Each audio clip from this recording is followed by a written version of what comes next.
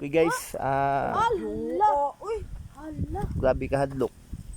So far ang bation nimo diri ba, imo ma-imagine ang kanaganing sitwasyon sa mga tao that time nga niigo ang linog. Kung imong tan-awon diri, atwa jud ning gidulit ang nahitabuan. No? Awan ninyo. Ang mga balay guys, ikaon siya sa yuta jud. Oh, awa ang sitwasyon.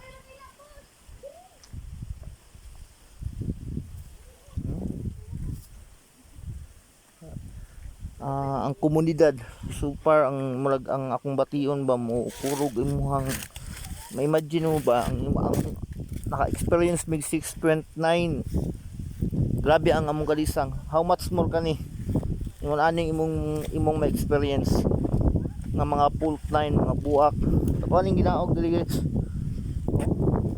Kalsada man ni ulot nga balay si babaw buak halos tibok kana guys. Oh, perting dakuan na daho kayo na. So musaka ko dito ako ang sakaon diha para to maklaro. Grabe kayo ang hitabo diri guys. Oh, mga hayop, manok, abandon na yun sila. Oh,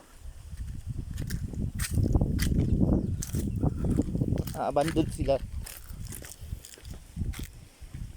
Ito ang gibaklay ning posisyon di kalsada ni kalsada ang atong subayon. No?